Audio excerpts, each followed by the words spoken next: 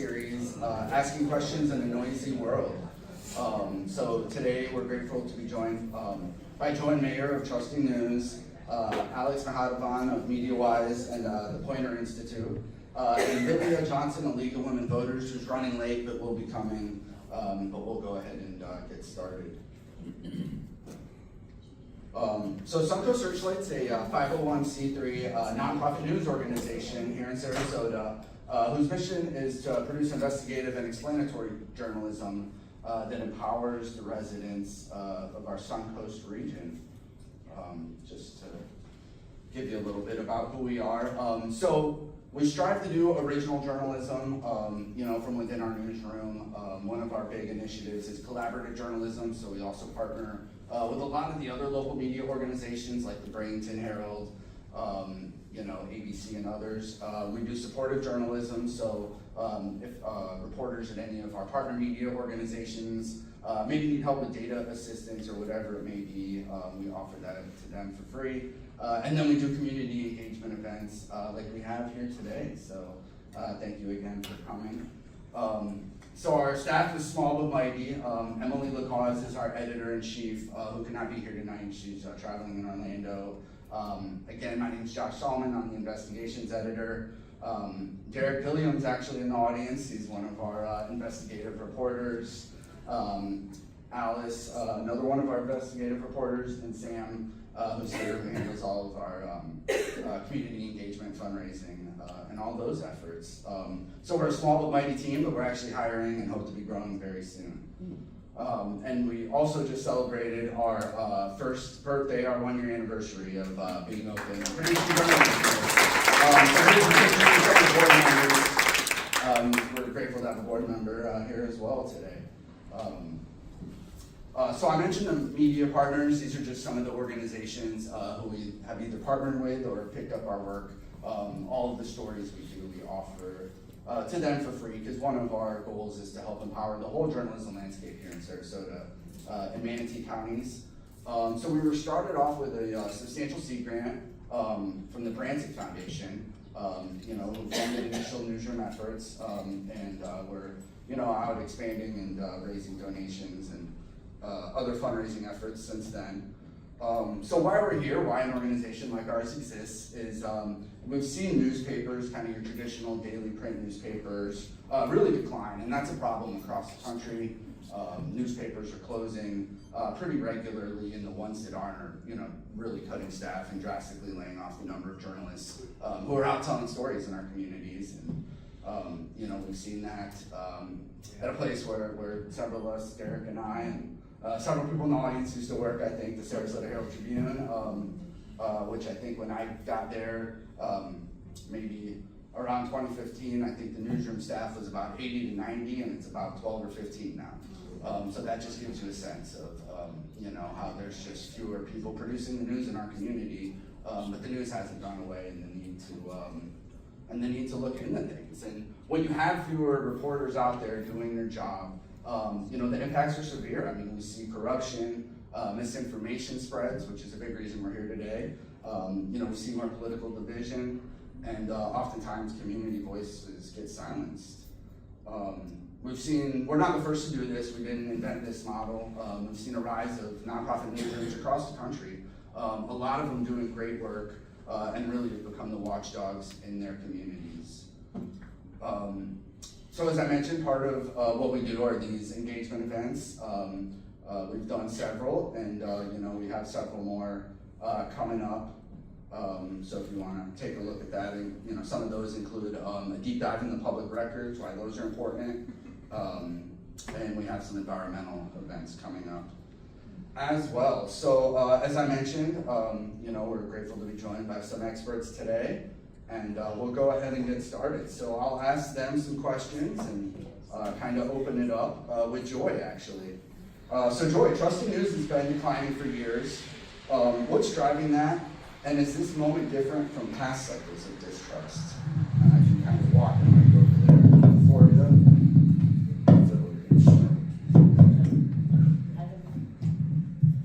Well, trust in news has been declining since the late 70s, actually. It peaked a few years after Watergate. and has been going down ever since. So this is not an internet problem. It's a little worse than it used to be. But if you think about what's happened since then, the rise of like talk radio. As soon as it became possible to get news through a lens, like Rush Limbaugh, as soon as it became possible to get news through a specific lens, your trust goes down in news that is aimed at the general population. So talk radio, then the rise of cable news. I did not grow up in a world in which you could get news from 100 vastly different places, all these different takes on the news. That's new. So talk radio, cable news, then the internet, and then the sort of vilification of the press as the enemy is something that is also not brand new. That's happened in previous eras, but has certainly intensified. Great, well, thank you. All right.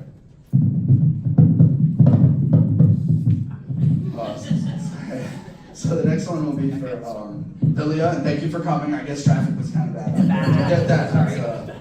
We could do a whole series on Sarasota traffic, I think. From a civic perspective, what happens in a community when people stop trusting information altogether? What trends do you see in civic participation when trust breaks down? Sounds like a hailstorm. I know, sorry. We don't have the, When people choose not to believe anything, they disengage from civic life. I mean, that's pretty apparent because their trust, it's not just in civic life, but it's in governments, the courts, the institutions. They lose trust in everything, and so they just don't want to participate. Their dialogue is, what difference does it make? My vote doesn't count. Why should I participate? Then on the other extreme, people who trust without any discernment often are making their decisions on emotion or rumor, which leads to more polarization, which can be all-consuming and also exhausting. I think what we need to strive for is an informed trust, which comes from credible resources, asking questions, verification, but our democracy depends on diverse ideas, and we cannot afford to lose civic participation if we want our laws and policies to reflect our values. Great, thank you. This next one's for you again, Joy. So how do people actually decide what to trust when information moves so quickly and context is often missing? One of the challenges is that people decide that differently based on a whole set of context clues, and that it's getting harder and harder to trust. I have nothing but empathy for what it's like to try to tell what is true, because anything you Google, you're going to find headlines telling you that it's verifying that your way of seeing the world is correct. That's what we call confirmation bias, when people seek things out and believe things that confirm how they already see the world. And so that fractured environment makes it all too easy to do that, to seek out things that confirm your worldview.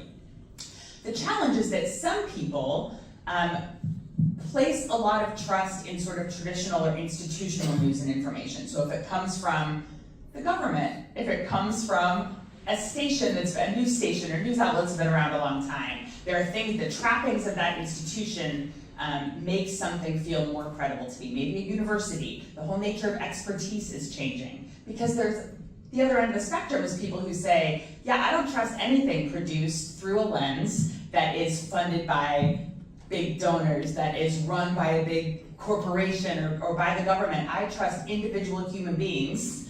And you see the rise in creator model journalism, where people are getting information from individual people who are looking into the camera and saying, you can believe that what I tell you is true. And the problem is that a lot of those folks you can believe, and they're doing really good journalism. You can be a good news consumer on TikTok if you follow the right folks, but it's so hard, it's increasingly hard to tell what are the signals of credibility, because the signals of credibility are not evolving at the same speed as the means of distribution. And so there's no one answer to how people decide what to trust. I think I listened to new research from the Pew Research Center last week, where they were really emphasizing that the burden of credibility signals is on the consumer instead of on the producer. That each individual person now has the burden of saying, is that true? How do I know that's true? And that's exhausting. And sometimes impossible. Sometimes I can't tell what's true. People send me things all the time. Joy, is this legit? Sometimes I spend way more time than I would expect trying to tell, and I'm way better than average. at discerning. So I just have a lot of empathy, and both for the consumers and also for people producing the news. I'm just doing what I always did. Why are people telling me they don't know to believe it? Well, because someone who looks just like you and does something similar is telling them something completely opposite. It's genuinely confusing.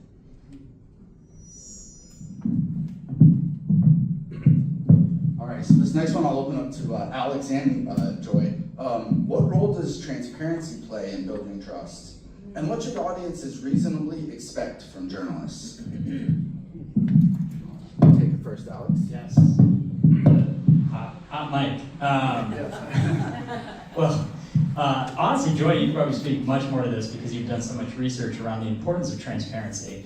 But transparency is a huge part of trust in news. I mean, you've been saying for years that reporters need to be talking to the audience about how they do what they do, why they interview who they interview, and people really do appreciate that. We've seen that specifically around the rise of AI. So that's been what I've been focused on a lot. So when AI came on the scene in early 2024, it started, really picking up. And so we started to try to figure out how can we as news organizations retain trust in our audience while using this like brand new, very scary technology. And what we talked to thousands of people, I studied with the University of Minnesota, and we found transparency was the top thing, being transparent about it.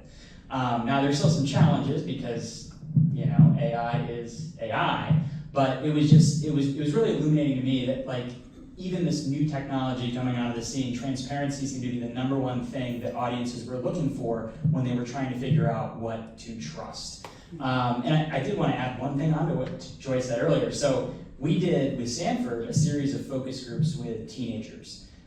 Teenagers who are they are the next generation of news consumers who spend all day on TikTok, on Twitch, which is a live streaming service, and YouTube.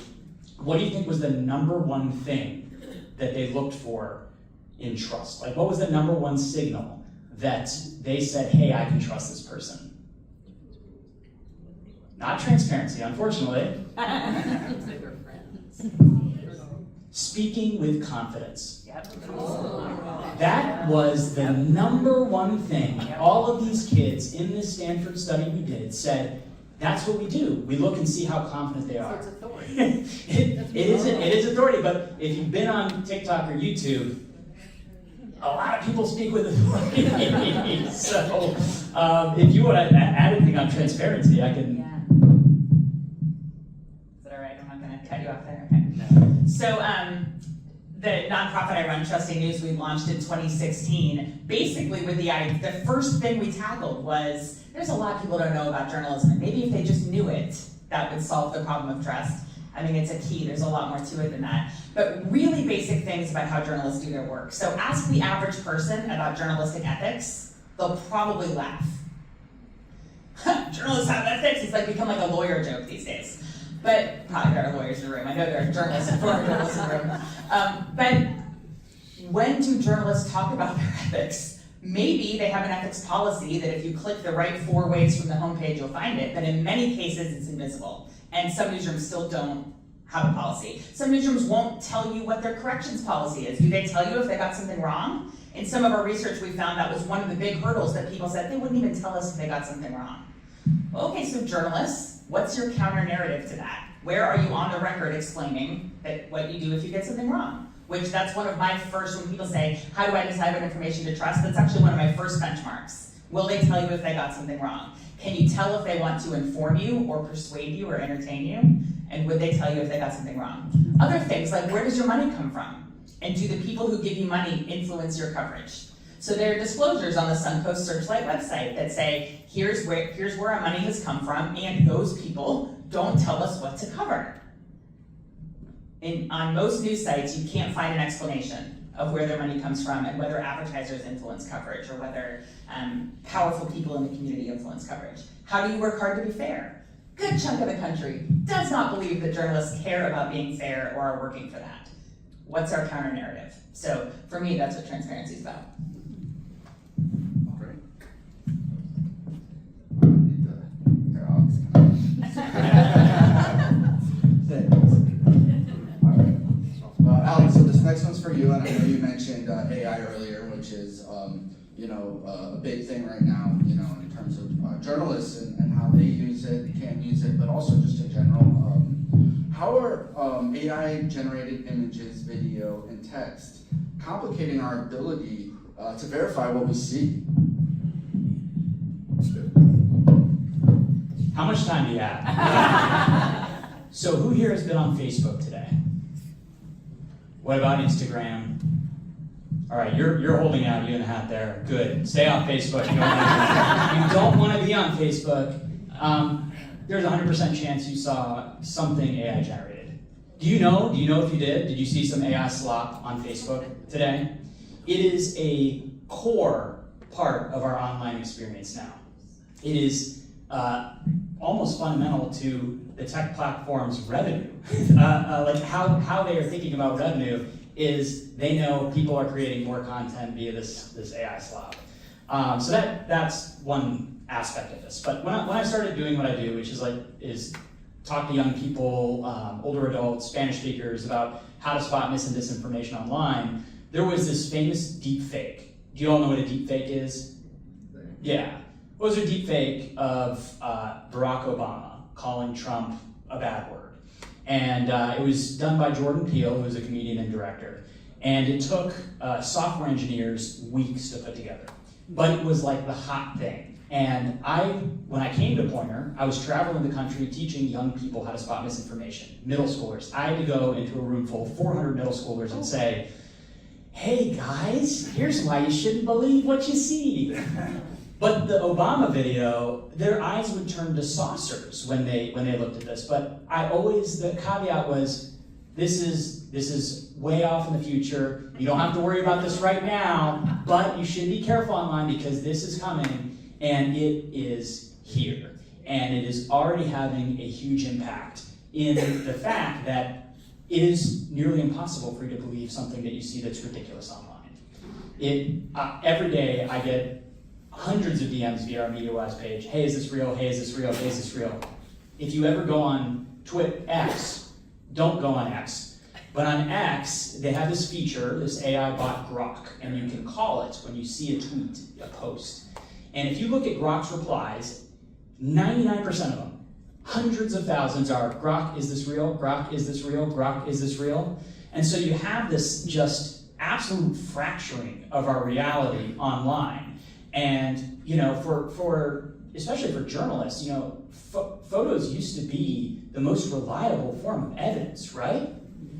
And now we cannot trust the images that are coming out of an official government agency. We have to fact check because they may have been generated with AI, and many have been. So what you're seeing is it's just difficult to figure out what's real, what's fake, and what scares me is I talk to teenagers, and they just don't trust anything they see online.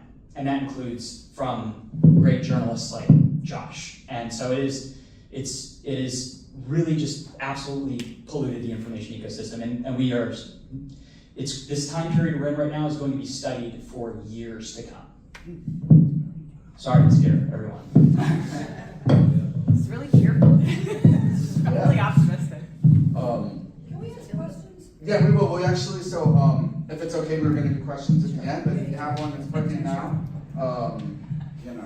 if that's okay, we'll do the audience questions towards the end here. Could we do it without the mic? Can you hear in the back? Yeah, Sorry. Yeah, that thing's annoying. Okay.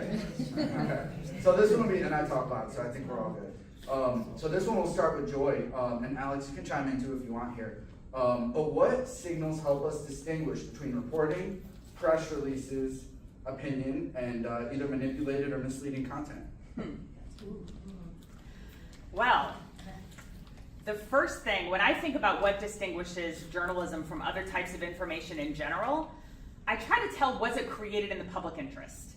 Because if something is a press release, it might very well be true, but it was done in the interest of whoever's sending it. They're not going to air their dirty laundry. They're going to tell you the positive version of something, right? They're not going to say, please come to this event because nobody's signed up yet. They're going to say, oh, we have a few spots left of the event. And the journalist is going to say, okay, is anyone really interested in this event? So, is it provided in the public interest?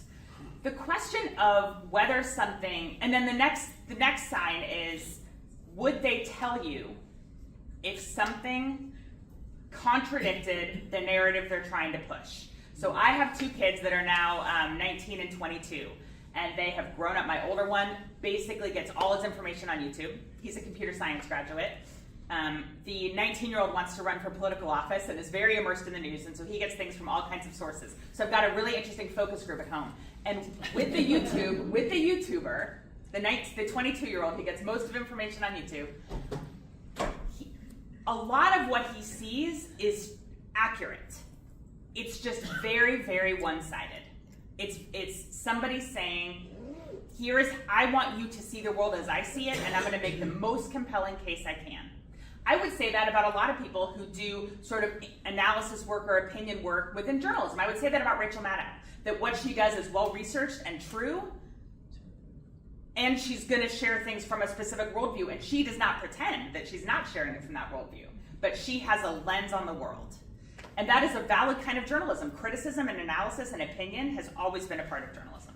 So I think if you're looking for something, though, that is sort of straightforward reporting designed to help you understand something, that question of if they went asking questions and didn't come up with something that confirmed their worldview, would they just move on to another topic? Or would they tell you, oh, this is surprising? Are they willing to have their worldview challenged? The question of, what were the other categories? Misinformation? Misleading or manipulated content. Yeah, I mean, misleading I think we have happen all the time. I think that's just what is predominant, that people are saying things to persuade you something is true when it's just a part of the truth or it's not the truth. I think that actually the newsletter I just wrote for my team to send out next week is about the idea of doing your own research, which is so important. And most Americans in this latest Pew Research say that they agree that they want to do their own research. And what that usually means is checking different sources, which is great. Is this true? Let me just do a search and see if other people are also saying it's true. Then people said they checked scholarly articles, which just made me laugh. Like 77% of people said it's important to check scholarly articles, and I want to know who's actually reading scholarly articles. I really don't think it's very many people. But then the Google search, which is so tricky because, like I said before, you're going to find an answer that confirms anything you're wondering if it's true.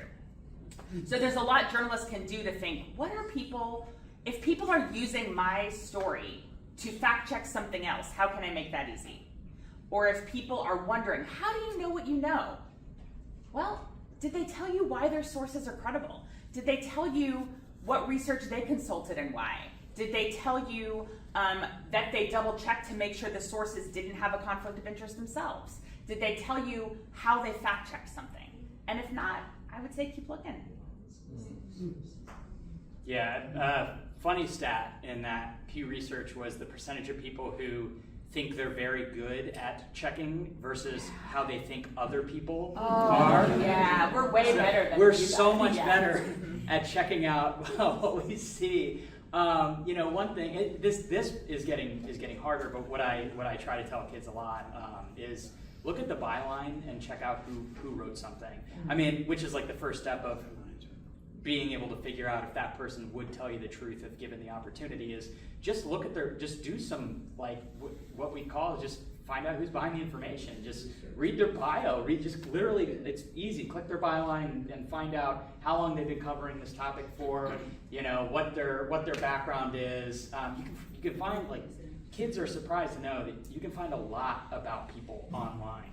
And so, and it's exciting. There are creators on TikTok who all they do is just research people. And so, like, kids actually find it pretty fun to start trying to figure out who's behind the information when I show them, like, a weird press release or some stat that they saw on TikTok.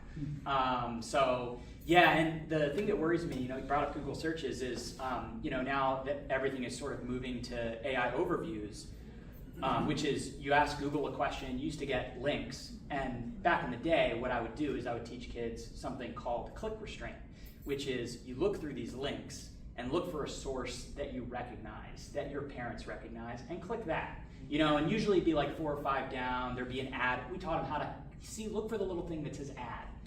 It doesn't function like that anymore. In August of 2024, we run something called the Team Fact Checking Network, and I had a student who was working on a fact check about ADD and caffeine, and she turned in the script, and the first part of the script said, the AI overview said X, Y, or Z. And that was when I realized this is our future. This is the future. We have to completely change the way we teach people how to fact check, because now there are little links they have to follow. The AI overviews might hallucinate and not be 100% correct. So the thing, I keep saying the scary stuff and I feel bad, but kids are very precocious, and the thing that studies are showing is they do want news, they want information to share, but the platforms are making it very, very, very difficult. And what scares me is like the death of tracking down original sources, because that's the one thing when I talk to teachers is kids they're not understanding what an original source is when they write an essay anymore, because everything is sort of it's all over the place. People want news, and people also don't want to be misled. Like fundamentally, nobody likes the idea that they're believing things that aren't true. And so, but the signals of how we know something is true are just not keeping up. But they're all confident that what they believe is true. Well, yes. And I've seen the pictures, so. So Alex, if someone sees something tonight that feels urgent or alarming, and like you mentioned, so much of it out there is hard to tell, what are 2 or 3 quick checks they can do to ensure it's real before sharing it? Well, good question. So it sounds so very basic, but if something seems too good to be true, it is. Oprah Winfrey is not selling the miracle weight loss drug. That's a deep fake of her. Like that saying has been around forever, but it's more important than ever online now because it's so easy to create content to deceive people. So if it feels too good to be true, it probably isn't. If it confirms everything you feel, you want to do a touchdown dance and you're like, ha, the other side is wrong. I knew it! Then if you say, I knew it, that's your cue to stop and ask 3 questions. 1, who's behind the information? Who posted it? That Facebook share from your friend that was copy and pasted about, like some cancer charity? Where did it actually come from? Where did she share it from? Follow that back to the source. What was the charity? Google the charity. Do you know anything about the charity? Wikipedia has a lot of information about tons of organizations. So doing that research on who posted it. 2, what is the evidence they're presenting? So just stopping to analyze what is actually shared in the post. Is it something from a research paper? Where did that statistic come from? That graph, are the bars like really, really far apart, but it's actually 1% different? Then there might be something wrong. And then 3, the third one is a little bit harder nowadays. It was easier in 2018, 2019 is what are other sources saying? So what are legitimate news organizations saying? Go to the boring, go to the AP. They're boring. If it's boring, then it might be more likely to be true. So I would say those 3 things, and just being aware of your own emotions. Just being, what I always tell people is your entire online experience is designed to sell you something or keep you somewhere. Every single thing you do on your phone, what your text messages look like, what your Facebook feed looks like, every single aspect of your digital experience has been designed to sell you something. So you have to be incredibly careful. You have to be a conscientious consumer of information online. Just after Facebook introduced a news feed, it sort of trained us to experience information almost, passively. So my challenge has always been to be active consumers of information. Take back your digital autonomy from the tech platforms, please. All right, thank you. Billy, this one's for you. What rights do individuals have to access information held by public institutions, and what limits or barriers exist? Well, there are open records that we can request records, and that typically falls to the journalists, because not many, exactly what Joy was referring to earlier. People say they want to check, but who has time?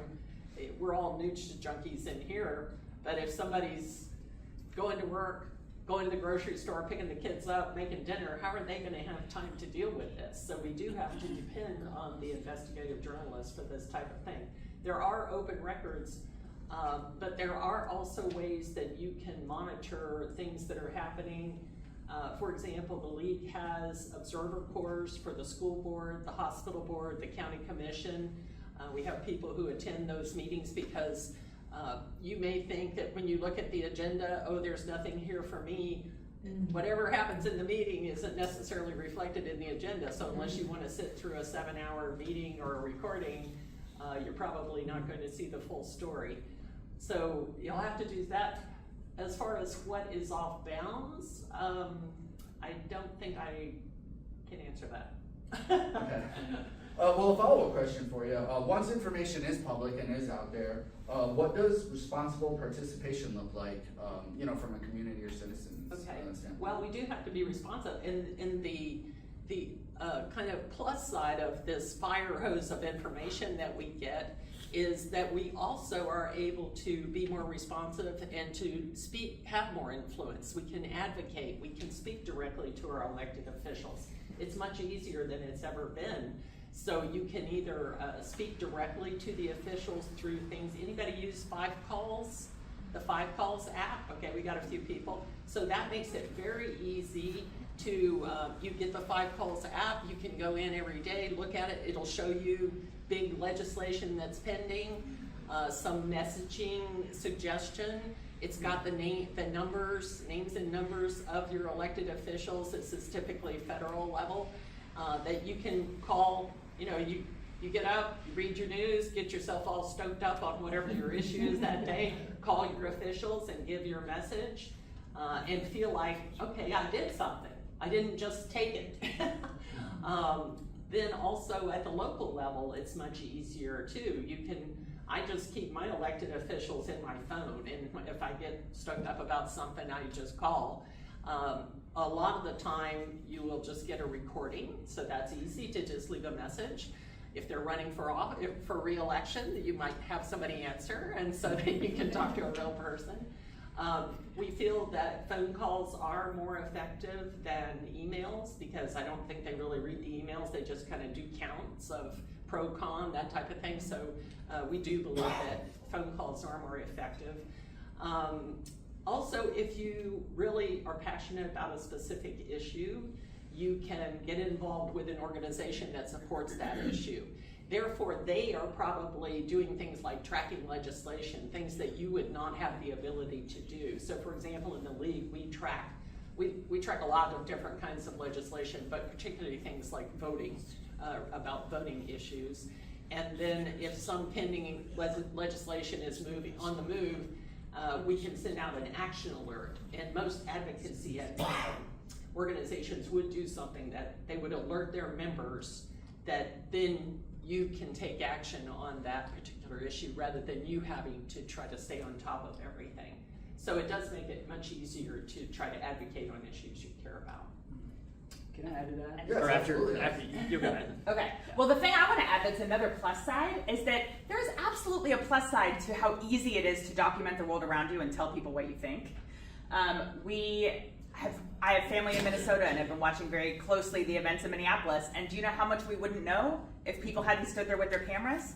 Do you remember that the initial police report after George Floyd was killed in Minnesota said it was a medical incident? And if there had not been video, the world would not have been the wiser. So there are also people in this room who have very large online followings, helping keep people informed who do not technically have the job title of journalist.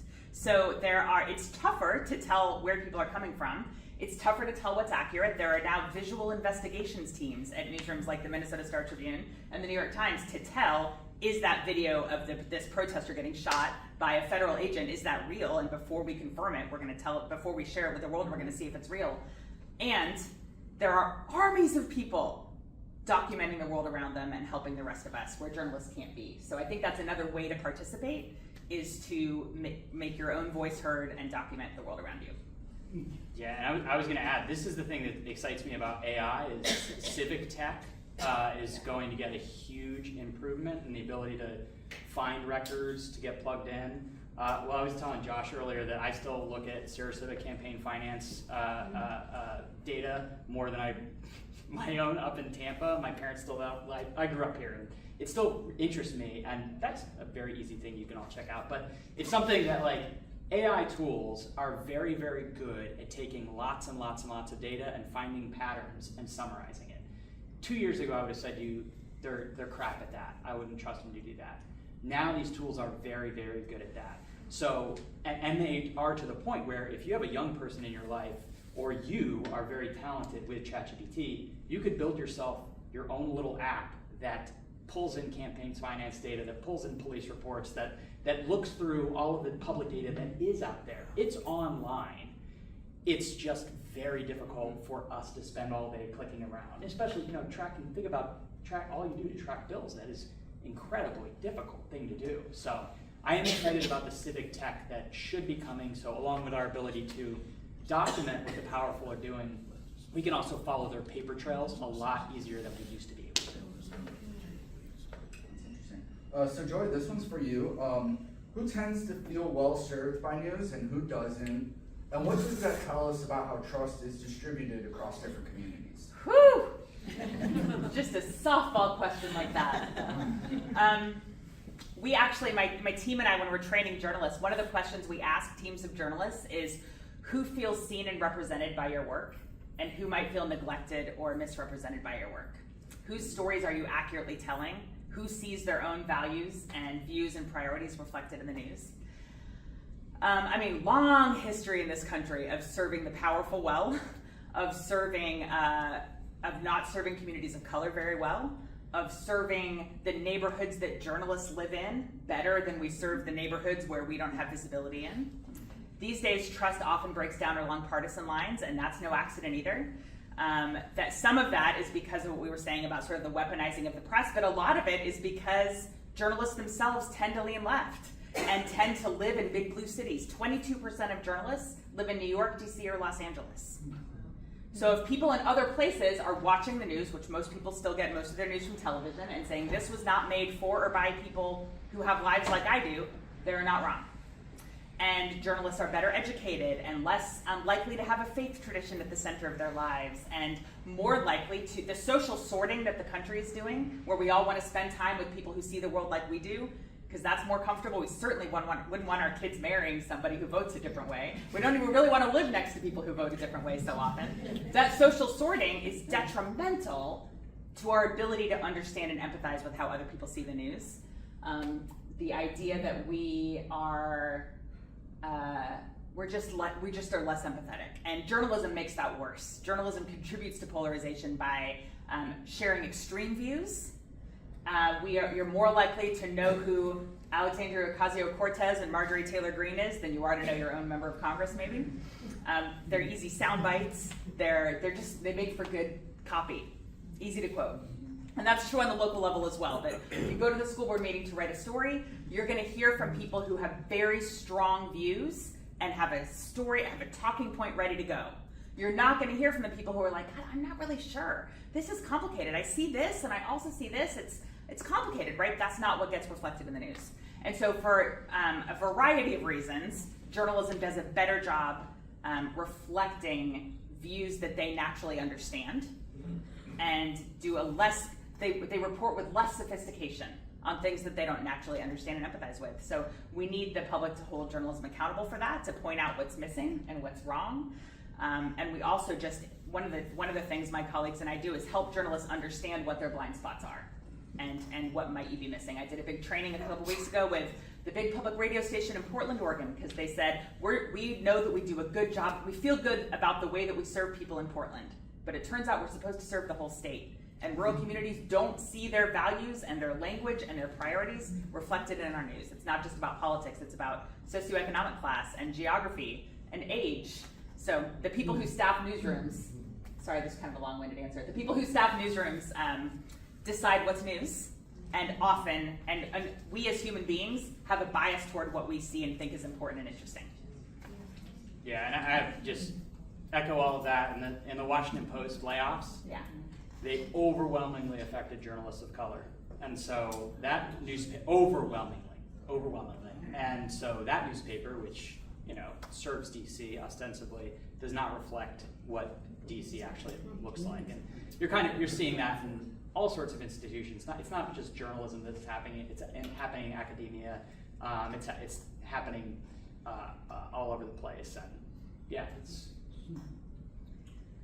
So Lilia, how can information be used productively in civic life, including voting, advocacy, and engagement with public officials? Okay, well, I think I kind of covered some of that earlier about how much easier it is to do that, but just to be able to speak to your public officials, I think, I mentioned calling them, but also you can actually try to meet with them. I think you can actually schedule to have a phone call, and I've been surprised, well, some of them won't talk to me, but but actually to have a dialogue with some of them, some of them do really care about what you think, it seems to me, and then there's others, they won't come to our forums and that type of thing, won't answer our questions. But I think being able to use the information and some of the information that we provide gives you that conduit to be able to deal directly with them. For example, one of our most powerful tools is the Vote 411 voter guide. And in that we have questions that all the candidates in a race are asked that same question. And so you can hear in their words, we don't do any editing, it's strictly what they respond. Same way with the forums. Everybody answers the same exact questions, and so you do have the opportunity to really hear directly from them. All right, so before we turn to audience questions, I'd like to end this portion by quickly asking each of you, so you can all chime in on this. But what gives you hope right now about how people are learning to navigate information in such a changing environment? So whoever wants to go first. I don't know, we're talking about a whole lot of hope here. So Her name is Joy, come on! Well, I'll say that I actually have a lot of hope about the ways information providers are finding new ways to reach people. It's easy to say, don't get your news on TikTok, but you know what? It doesn't do much good for a journalist like Josh, who does amazing reporting, to say, well, if you want to know what's happening, read my story, it'll only take you 12 minutes. And that's the only way you're going to find out this important information. He can think that, he can wish that that were the case. Boy, do I have a lot of wishes about what kind of news people would consume, but it turns out it's not up to me. And it's not up to journalists whether their information is relevant and useful. It's up to you guys. And so I have a lot of hope in new ways of delivering information that are actually connecting with people who otherwise wouldn't find it. And I think we need to respect that and help it evolve responsibly rather than just wish people had different habits. I am hopeful about the next generation of people, news consumers. Hopefully they're all news consumers, and a lot of them want to be news consumers. When I first came to MediaWise in 2019, my job was to travel the country and teach middle and high schoolers about misinformation and how to read the news. And I would tell my wife all the time, I don't think they care. Like I truly did not. I was really concerned when I started that job before I went to my first school. Why am I doing this? Like, I don't think kids care. Like, do they care about the news? And what I found was the exact opposite. One, they don't like to be manipulated. They don't want to be misled. Two, they are very politically engaged, way more than I thought they would be. And three, they have that hunger for news and information. Why do they spend all day on YouTube? It's because they want to know about the world around them. Now, unfortunately, these platforms might send them in the wrong direction, but there are a lot of organizations out there that are trying to crowd out the bad actors. So news creators are showing up on YouTube with really, really good ethics and telling young people the news of the day. They're on Twitch. I'm doing a Twitch stream tomorrow with a guy named Dave Jorgensen, who is at the Washington Post for a very long time. He got their TikTok started. I wrote about him way back in 2019, and I was like, I don't know about this. Like, this is an old school paper. And now he is the foremost news creator who is reaching. You know who he's reaching the most? Young men. Young men who really, really need the type of information and the type of videos that he's sharing. So for those of you who are on Twitch, watch me play a video game with Dave Jorgensen at 1 tomorrow. But if you are on Twitch, so that's what I'm hopeful about. Is they're out there, they care. I'd like to say a word just to that quickly. It's just that they may not always be interested in exactly the same issues. When we speak to high school and college students as the league, we often bring an issues board that has some of the top issues, and we give them little dots, and they can pick 3 dots. What are my 3 top issues? And it's so interesting to me. It's environment, it's affordable housing. As you can think, they want to move out from home or whatever. What surprised me, we had Social Security on there, and they didn't know what Social Security was. So isn't that interesting? So it's just about perspective. You have to try to keep from their point of view. What gives me hope is events like this. When I see people coming, the league believes that informed and engaged voters are the cornerstone of our democracy. And so when I come to an event like this with people wanting more information, we do regular community events where we're educating the community about issues of common concern, and that we feel that really enhances people's ability to engage locally. So we have one coming up on issues in education in Sarasota County schools. We have one coming up also in March on water and how do we protect our stewardship of our water resources. So when we have groups like this come in who want to become more informed so they can become engaged voters and advocates, that's very encouraging to me. Great. So we will open it up now to questions from the audience. We're not going to use the mic, so just please speak loudly. Yes. I know why I don't do Facebook or Instagram, but can you tell me why I should do Twitch? So Twitch is a streaming platform. So these news creators, it's as if Walter Cronkite was sitting at the anchor desk, but he was doing it for 18 hours a day. And so they play video games while talking to young people about the news. And it's sort of like, it's an interesting thing because young people, because of what cell phones have done, have kind of scattered attention spans. And so a lot of times they will watch newscasts that have like a video game playing in the background because it's hard for me to do that. But that's what Twitch is. But it is important for people like me to be on Twitch because there are also lots and lots of really terrible people on Twitch. There's a ton of polarization and hate speech. So what we're trying to do is bring good news. The stream tomorrow is all about how to stop hate speech and polarization in video game communities. But it didn't start with news, right? I just, like, the basics of Twitch is just where you go watch people play video games. Yeah. And then you started to follow personalities because, my kids want me to watch them play video games. I don't think it's that interesting. Yeah. But they keep up a monologue while they do it. They've done this since they were young, and then you learn about how to play the video game. But then another agenda comes in, and people are like, let me tell you how to look at the world while you're watching me play a video game. And so harnessing that power for good is important, and we should thank Alex for his service. Yes. Joy, you said quickly, most people get their news from the TV. Yeah. In my experience with my kids, 40 and under, Yeah. TV is Not not TV, hard yeah. at all. So they get their news from streaming services Yeah. for the most part. Was that just a generational comment Yeah. you made, or was that that's based on facts? So for the first time this year, the Reuters Institute at Oxford does a global news study. And for the first time this year, social media passed TV. Until this year, it was still TV. So totally agreed. My kids have hardly ever in their life turned on the TV to watch the news, right? Now they might get it on YouTube from a TV station, but they, for the first time this year, but way more people, so it's social media, then it's TV, which is national cable news. So all the houses in the country that just have Fox or CNN on all day long, which is a lot of them.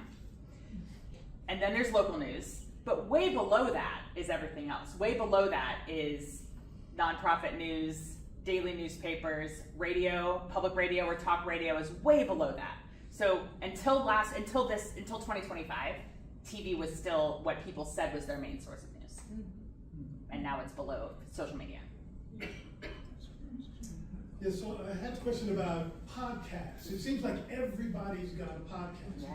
And when I'm thinking about journalists. You put that in quotes. Can I put the podcasters? Yeah, I don't know if I can call the podcasters journalists as well. Yeah. They have the same issues that online, print, and other people have. So any format is just a means of communication. A podcast could be a journalism or not. A Facebook post can be a journalist, an act of journalism or not. The same way that like people say, can I trust Facebook? I'm like, well, that's like saying, can you trust what somebody says to you on the telephone? It all depends on who the person is. So with a podcaster, it can absolutely be somebody 100% lying to you. It can be somebody who's a compelling entertainer but really doesn't know very much about what they're talking about. Or it can be a product that is designed to be a responsible product of journalism, or anything in between, or a combination of all of it, so there's no easy answer. Therein lies the problem. Yeah. Alex, I think you said that these young people think that they all are on Facebook, but at the same time, they all don't. That's what you said. Well, they're on social media, maybe. Oh, you said that they're Yeah. I mean, we're on Facebook. Yeah. We're I must have heard you wrong, because I thought you said young people were all on Facebook, but they didn't believe anything of it.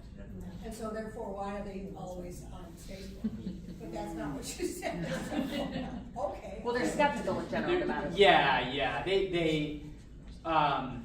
I think it might have been because I began with saying how many of you were on Facebook and saw AI slop today. They are all on like TikTok and Twitch, and they are very skeptical. So why do they keep going why to do it? they keep coming back to it? Whatever it is. Because it Yeah. makes them feel good. And fundamentally, and when I talk about like how these platforms are built, just like with any advertisement or any product that you've ever used in your entire life, it's to make you feel good, and it's.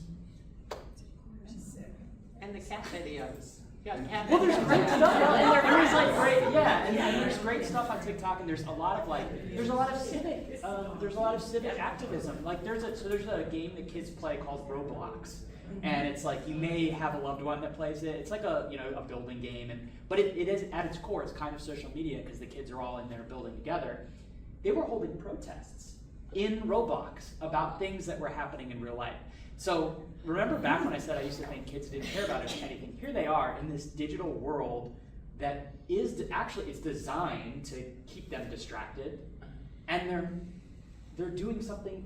It's civic action within a video game, and so that it's like in these spaces, there is very good civic action. There's good news, but it's just like Joy keeps saying, finding those signals and tracking down the person. And I agree with what you said back there. Everyone has a podcast. We don't need any more podcasts. I work with kids younger than the kids that you're working with in upper elementary who are not necessarily consuming news online, but they are consuming information and they're researching and they're using the internet. And I'm wondering how we can teach those kids, in appropriate ways, because they are the future consumers too. They are on TikTok, they're online all over the place, and what guidelines would you offer and help for teachers to see point you're interested in getting involved even in younger ages, because it's so important? Yeah, a lot of our material is designed for middle and high schoolers, but we have like dozens and dozens of free lessons through PBS that are based on TikTok videos. So you can actually show a TikTok video in class of one of our teen fact checkers, and the kids see it and they're like, oh, that kid looks like me. And they're actually fact checking and debunking something that was in the news, and there's an entire lesson wrapped around it, so you can teach around the TikTok videos. That's great, because I think that's so important, because the kids now, they are very involved, and I think it's important that we don't forget that with the younger kids too. Third graders are on TikTok? Yeah. I mean, they shouldn't. I know Technically, by the trusted They're safety creating standards. it. Yeah, and it's true, and it's both of my brothers are trying to figure out, well, not my older brother, but my younger brother's trying to figure out when does he give, when does Willa get a phone, Yeah. So she's 9, but that is like, and it's a decision that I really empathize with people who have to make. Yes, sir. What news sources do you consider reliable journalism? Oh my Suncoast Searchlight, obviously. Thank you. But, I mean, I get my news. I get my news from the Times, but I look to see who wrote the article first, and it's on the opinions page. Yeah. I definitely know that it's going to come from a particular bias. Yeah. The Guardian, BBC, Al Jazeera, Politico, The Hill. Who's a reputable source that's unbiased? It's interesting that everything you named except Suncoast Searchlight is national or international, which is, I'm just pointing it out because very often when you see research about the media, or you ask people about the media or journalism, that's what they're picturing. And people, the nationalization of both politics and journalism has had huge effects. Like people are just not as in touch or aware of what's happening locally, and just having fewer journalists in town makes that trickier. It's genuinely harder to know what's happening locally than it used to. I mean, honestly, my best advice is diversity of perspective. All those outlets you just named are really good at specific things. Like there are things that Politico is going to do that are just different than what other outlets would do. I will say that I also look for viewpoint diversity. I have some right-leaning outlets that I follow, especially for analysis, that are very well reported and thoughtful, and that's an important part of helping keep me understanding. I don't want to be confused by. I lean left myself, but I don't want to be confused and surprised by how people see the world. I want to understand it, and there's some podcasts I listen to about that as well. But it's really more about, it's more for me about not naming the outlets, like please consume news this way. It's making sure that you're getting it from multiple places. Yes.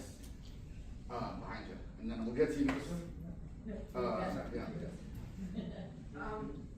I'd just like to know your take on, like, now TikTok advertising on television about how great they are at protecting young people. And I look at that, I watch it, and I think, really? But Can we trust that? so, in the interest of transparency and disclosures, I do work with TikTok. So I built the team that moderates their STEM feed. So TikTok has its like regular feed, which is like, you know, weird stuff and whatever. And then they have a STEM feed that is a lot of like cool teachers doing cool experiments. There are science creators, you know, like what Bill Nye, like there are 1 million Bill Nyes nowadays, and they're all on TikTok. So I built a team in the system that makes sure that the videos in that STEM feed are STEM related, are educational, are for students who are of an appropriate age. So TikTok does have trust and safety measures. It works with fact checkers. TikTok is, I'm gonna completely throw a caveat in at the end, but TikTok among the platforms was one that would actually pull down harmful material. Facebook did not do that very often, / Instagram is the same company. TikTok was actually sort of, and kind of because it was a Chinese company, they were just like, we'll just take this down. This is bad. But now that they are under new ownership, TikTok in the U.S. is now owned by an ownership group that includes like Oracle and you know, I believe a Saudi company too. So that may change. But right now, you know, I do say these platforms are designed to manipulate, and the algorithms are designed to keep you on them. But of the platforms, TikTok does have a very strong trust and safety team. It varies by platform too. You know, like Facebook used to do a ton of work with fact checkers. You've probably had loved ones that maybe have shared a post and then underneath of it, it says, this post is missing context. That doesn't happen anymore. They completely gutted their trust and safety team. So it's kind of scam central. But a lot of it is like, you know, doing research on the platform that your loved ones are spending time on. I would say too that was an advertisement, right? That was designed to persuade you that something was true. Right. So my reaction would be to go find journalism that tells me how they can, what's really true about what they do to protect kids and how they compare to other platforms. I'd ask Alex.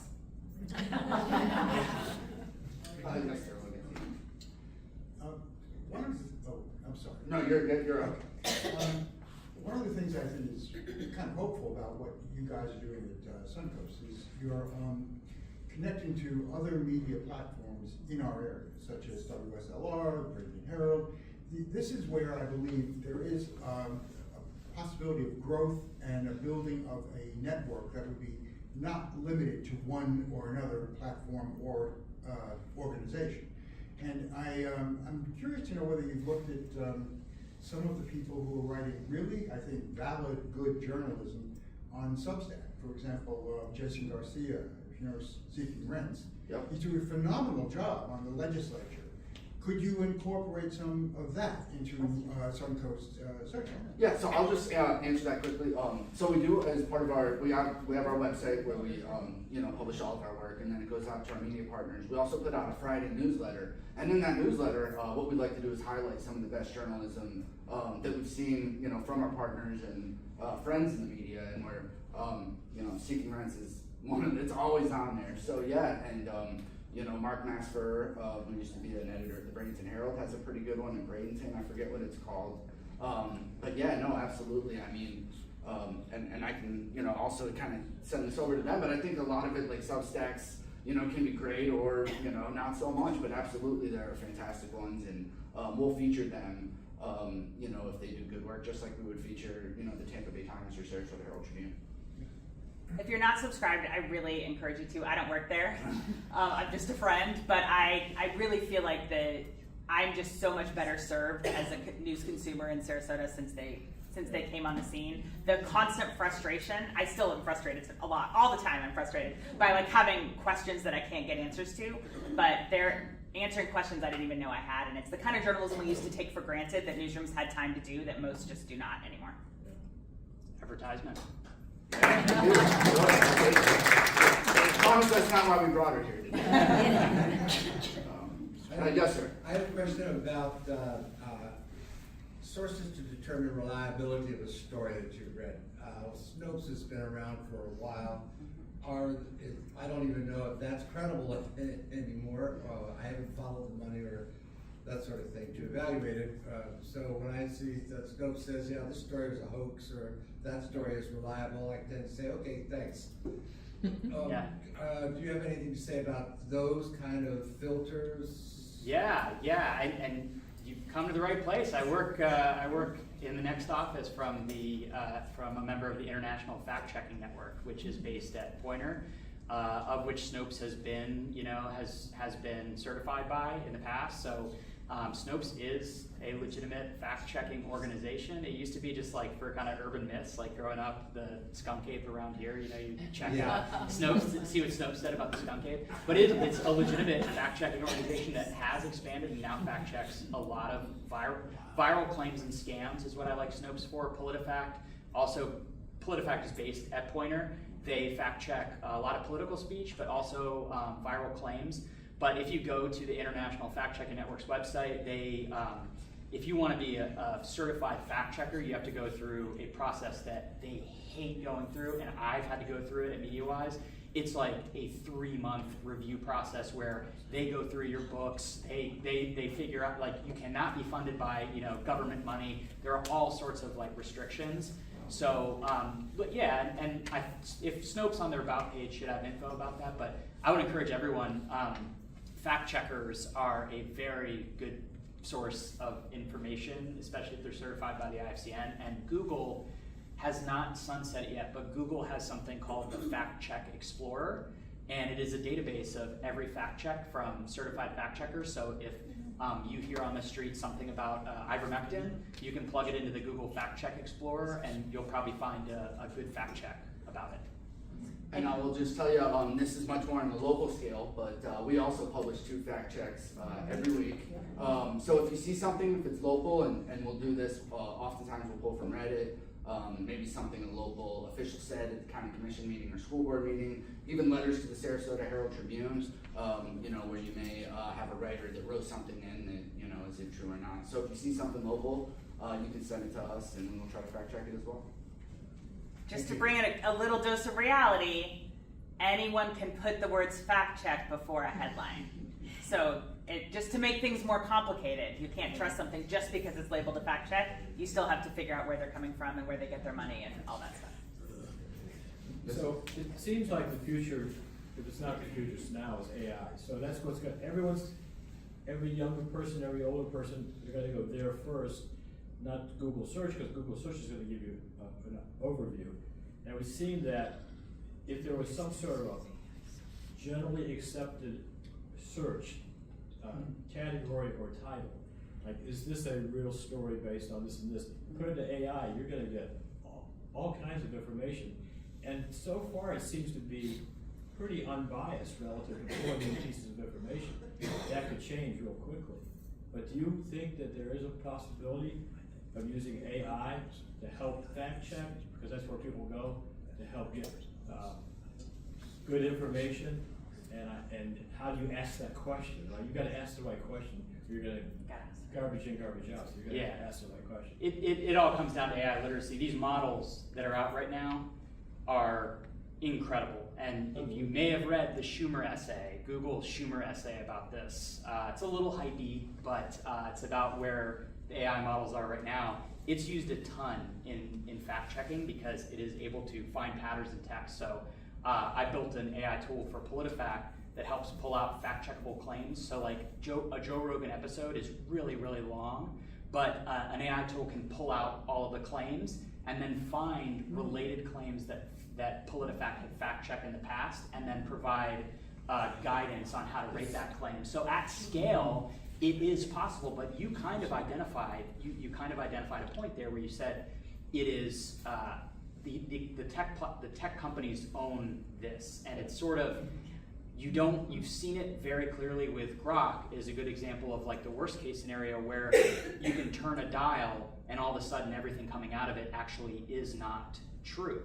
And so, what I talk to kids about is part of the prompt when you ask the AI, say, provide me the sources. You have to click through the sources to make sure it didn't hallucinate the sources. But